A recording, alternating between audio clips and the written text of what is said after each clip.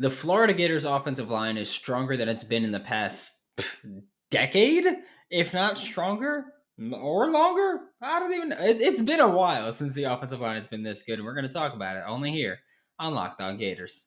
You are Locked On Gators, your daily podcast on the Florida Gators. Part of the Locked On Podcast Network, your team every day.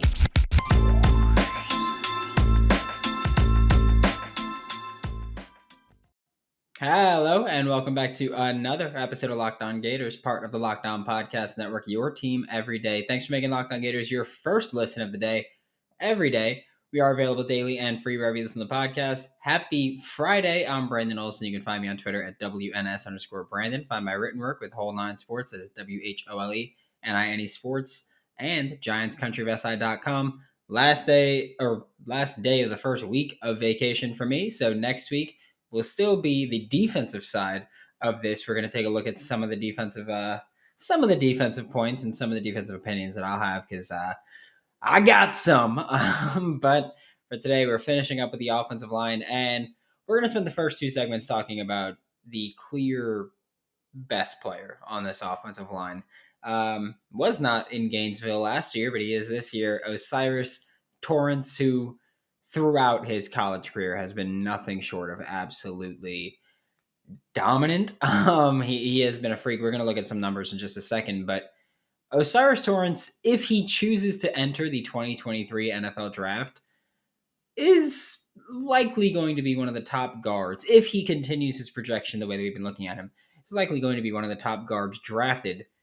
If he ends up being a first-round pick, that will be the first time that the Florida Gators had a first-round offensive lineman drafted since DJ Humphries in 2015. So that's big for the Florida Gators to add that offensive line, and that's something that's going to keep happening. By the way, I want people to kind of grasp that. Where Billy Napier, Rob Sale, as long as they're together and as long as they're working together, and Rob Sale might leave, but as long as Billy Napier's here, Florida is going to be a place where offensive linemen, one, want to play, and two, will develop, and three, hopefully get drafted in the first round. But looking at the numbers for O'Cyrus Torrence, we're going to start with the run blocking stuff because the run blocking stuff is less in-depth. We could see how often, because we use a great resource called Pro Football Focus, and we could see how often they go man or zone, and O'Cyrus Torrence is obviously more often used in zone than man blocking because he played for Billy Napier for 3 years, and he will play for him for a fourth year. But he had a grade of 89.4. That's an elite grade from a 0 to 100 scale. So 89.4 elite run blocking grade in 2021. But that's not the most impressive part of O'Cyrus Torrence's career. O'Cyrus Torrence has been has been on the field for 1,146 career pass blocking snaps. He has been pass blocking for 1,146 snaps. Guess how many, and I know we've discussed this on Twitter, but guess how many sacks he's given up in those 1,146 career pass blocking snaps in 3 years. I'll give you 3 more seconds. Go ahead. The answer, 0. O'Cyrus Torrence has not allowed a sack in his college career.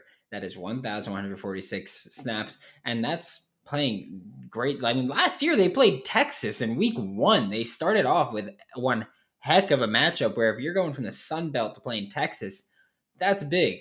No sacks allowed. In those 3 years, guess how many pressures O'Cyrus Torrence has allowed? That's right, none. I'm kidding, none. He's allowed 17 pressures. I tweeted this yesterday, not yesterday, because now I'm recording this before vacation. I tweeted this a week ago, and yeah, O'Cyrus Torrence has been one of the most productive offensive linemen in college football over the past 3 years. And that's the thing also is that it is incredibly difficult to look at an offensive lineman and say he's been productive. But you could do that with O'Cyrus Torrence, and he's probably going to continue getting better. He might hit a little rough patch playing in the SEC. He might allow his first career sack. We'll see. Maybe not, but we'll see. And look, the way that I see it is, let's say he doesn't allow a sack again this year. I can't see him making out of the first round. in 2023. That's just not something that I can see happen. And again, I know that earlier I was like, if he chooses to go to the 2023 NFL draft, I don't know how COVID eligibility is working. Like if he were to choose to come back for a fifth year, which I don't think he would do given his talent, but let's say he has a bad year. I think that he's going to, I think he's going to be gone, but he could come back. Don't think he will, but yeah. So I think Osiris Torrance will be a first round pick whenever he decides to declare for the NFL draft. Just because it, like, again, if he allows 0 sacks, I realize I threw myself off. If he allows 0 sacks again this year, that's no sacks in 4 years. It'd probably be around 1,600 pass blocking snaps. I just don't know how you can look at that and go, not a first round pick. It's as simple as that. Where I get it also because it's like you can't go based on stats only, but like he's been dominant in every facet of the game throughout his college career. So I don't know how you can overlook it. And also, if you're a team like the Cardinals, if you can add Osiris Torrance as a phenomenal pass blocking offensive lineman, you do it because you want to throw the ball 50 times a game and you want to have your quarterback protected and Kyler Murray if he's still under contract. And so I don't see how you can overlook him becoming an actual first round prospect. But you don't got to listen to it just from me. In just a second, we're going to be joined by Ian Cummings from Pro Football Network to talk about Osiris Torrance. So it's going to be the clip from a couple weeks ago when we had him here. Do you think that the Florida Gators football team is going to win 6 games this year? 7 games this year? Let's call it an even 6.5, right? Why not?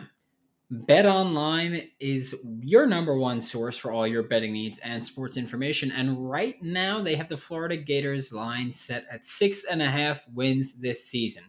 If you think the Gators are going to win more than that, bet the over. If you think the Gators are going to win less than that, bet the under. If you want to bet on anything else, baseball, tennis, football in the NFL, whatever it is, basketball, whatever you want to bet on, you can do that. Check out BetOnline. You can head to the website today or use your mobile device to learn all about the trends and action. Check out BetOnline. It's where the game starts. Yeah, so I mean, who he is, man, is a big, nasty mauler. I mean, this guy's 6'5", 335. I mean, the dude is massive on that interior line. Like, watching him at Louisiana, this is against Sun Belt competition. So he's like, he's a monster out there. He's just towering over everyone. And with that size comes very impressive power capacity. That was one of the most striking things on his tape is that, with his hands, with his long arms, my estimation, I'm trying to estimate lengths a little bit more this cycle. If I had to estimate, I'd say 34-inch arms, which is very, very good for an interior lineman. And that's something that you can use to get to the contact point first, to drive forward more power, generate more power within your stance. So looking at that element of Torrance's game is very fun, but not just the raw power capacity that he has, which is elite in its own perspective, but also the application of that power. Where do you get power from? Obviously, some players have that high degree of raw power with that, that length, that mass, but at the same time, with Torrance, he's very good at drawing power up from his lower body, from his base, getting that hip rotation, that upper body torque in there. And with that rotation, you can drive power that much more. He does that a lot. You'll see that on blocks where he is consistently rotating and getting that full allotment of power through to the defender. And with that, he brings a ton of displacement potential. I love that part of his game. I think that's kind of the defining part of his game that you'll see is that he's very, very good at displacing defenders. That high level power capacity is very striking with him. But I don't think he's a bad athlete either. I do think maybe he's going to fit better in power and gap schemes at the next level. But I do think he's not a liability in zone. I think he can get out in space pretty well. And in space, man, this dude's just a phone booth. He's just a moving phone booth. Like, he's so wide. He's so powerful. He can direct guys with that length, especially once he gets into a position. I do think that in pass protection, you've seen flashes of adequate hand usage. He flashes that independent hand usage. He can violently swat opposing moves. So, I think with Torrance, you're looking at what do you need, especially in that interior line spot, that guard spot. At offensive tackle, sometimes you're on the island. You got to kick back. You got to take care of business.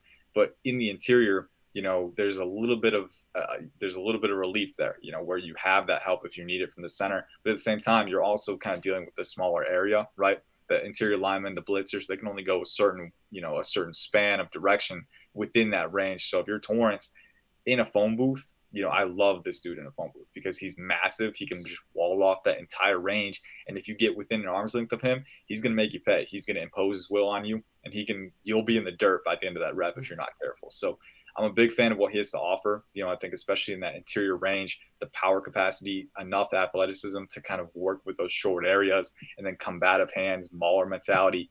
That's what you're getting with Torrence. You're getting that mauler who's got that power capacity, but also has the traits to succeed. Yeah, and then what would you say is maybe the biggest area where he could improve his game? Because, I mean, he's someone that right now the biggest question mark, at least from Florida fans, is can he go from the Sun Belt to the SEC? So what is your biggest question mark surrounding Osiris Torrance? Yeah, so I think my biggest question mark would be, mention the athleticism. I do think he's a good enough athlete for sure. I don't think he's an elite athlete. I do think, laterally, he doesn't have elite range in space, and laterally, the efficiency of motion, the management of that weight can be an issue for him at times, being 335 pounds. Like that's a big dude. You're going to have trouble managing your weight transfers and kind of, moving at that size. The pad level can be a little bit of an issue too, standing at 6'5". Some guards are a little bit shorter, and if you're taller, that everyone talks about height as a viable quality, especially in tackles, right? But that's not because of the height itself. That's because height generally has a positive correlation with length. So if you're a taller guy, chances are you're gonna have longer arms too. So I think with Torrance, he's tall, he's got very long arms, but that height can work to his detriment just as it can work to his advantage, because when you're taller, sometimes you can struggle to bend your knees and get proper leverage and get under the guy across from you. I think that shows up at times, but I think the biggest thing he can work on is the footwork. And I think, that part of that ties in with the athleticism, the efficiency of motion. There are times where he can be more efficient carrying his weight. And I think, that's the tricky part. When a guy doesn't move the way he's supposed to on a rep, is it athleticism or is it just efficiency of motion, just channeling his movement effectively? And I think with Torrance, a lot of it is, he can better channel his motion, better channel his traits with his footwork. His footwork is a little bit staggered at times, sometimes rotates around when he should be keeping, staying in phase, right? So I think just staying composed with that footwork is kind of the biggest thing for him. And that's one thing where, you look at the leap up to the SEC, could be a bit of a learning curve for him, because in the SEC, you're facing more explosive defensive tackles who've got that lateral agility. You're facing edge rushers that are stunting inside. Some of them are powerful enough to get you off balance if you're not careful, right? So with Torrance, I really think you got to keep that base steady. You got to keep your footwork in phase and don't get staggered, because if you get staggered, it's a great way to get off balance and open up an opportunity for that edge rusher, that defensive tackle, or that blitzer to get inside your torso and work you off balance and clear that lane. So I think with Torrance, the biggest thing is that footwork, channeling that movement, staying in phase, and just kind of being controlled so that you control the rep. I think that's the biggest thing for Torrance that he can improve. I do think he's pretty far along already. Obviously had a lot of starting experience at Louisiana, so he's definitely kind of gained that as he's gone along. And then that power, that athleticism, it's all there with him. If he can clean up that technique a little bit, very excited for what he can do. But yeah, I think the footwork is one thing. In the SEC, the margin for error isn't quite as slim. I'd love for him to tighten that up and kind of refine that part of his game. Today's episode is brought to you by Rock Auto. With the ever-increasing number of makes and models, it is now impossible for your local chain auto parts store to stock all the parts you need. Why endure pointless and seemingly intimidating and frustrating questions of, is your Odyssey an LX or an EX? And wait while the person behind the counter orders your parts on their computer from their distributor or their supplier, and then charge you their price for it. That doesn't make no sense, baby. Maybe that don't make no sense. You have computers with access to rockauto.com, or you have your phone with access to rockauto.com, and you can save time and money when using rockauto.com. Go explore their easy-to-use website to find the solution for your auto part needs. Go to rockauto.com right now and see all the parts available for your car or truck, right? Locked on in their How Did You Hear About Us box, so they know exactly who sent you, with amazing selection, reliably low prices, and all the parts that your car will ever need. Visit rockauto.com. To wrap up today's show, we're talking about two other Florida Gators offensive linemen that are going to kind of be the other main focal points, with Richard Gourage, who is our left tackle, projected to be starting left tackle throughout this season. And he's had his ups and downs throughout his career. He's more of a pass blocker than a run blocker, which is one of the things that it's going to be very interesting to see him kind of go through this wide zone offense of Billy Napier. But he's got a 59.1 run blocking grade in 2021. That was a replacement level grade, so that is pretty dang bad. In 4 years of him playing, he's had 4 sacks allowed in 1,317 career pass blocking snaps. Granted, compared to Osiris Torrence, that sounds really, really bad. But it's not bad at all. That's 1 sack every what? I don't even know. That's quick maths, but every 330 pass blocking snaps. Cool with me. That's 4 sacks allowed while playing edge. He's playing on the edge, so he's an offensive tackle. So it's not like, and I get it, I'm not taking anything away from Osiris Torrence or the next guy we're talking about, but when you're working on the interior, you get a little more help. Richard Garage allowing just 4 sacks while he's working as the end protector.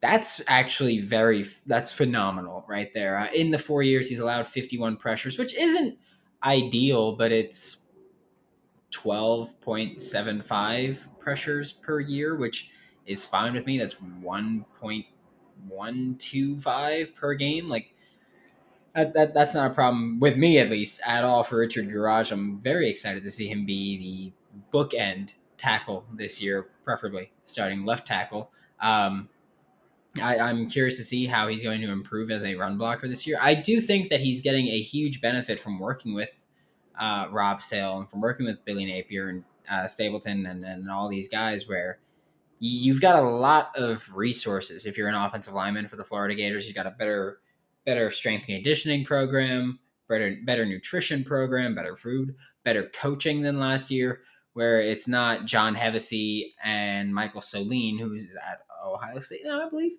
but you're looking at Rob Sale, who was just in the NFL and made strides with Andrew Thomas in 1 year. And you're looking at Billy Napier, who, with Rob Sale, has pushed offensive linemen from Louisiana into the NFL. And they've done that consistently. So Richard Garage is going to get that benefit. I'm curious to see how much he improves as a run blocker. And then the other one is Kingsley Eguakun, who I mentioned. I don't even remember which episode this week, but I remember mentioning him as kind of the, I think it was Monday's episode, as a guy who, he's an above average college center. He could add some power, which he probably will during this offseason. Again, like I mentioned with Richard Garage, you've got better nutrition program, better strength and conditioning program.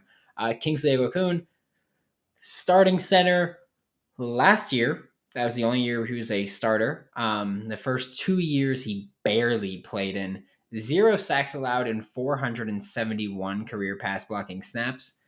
13 pressures in his 3 years. 1 year, really. The other two years, I think he played like 50 something snaps combined. So not really helpful at all.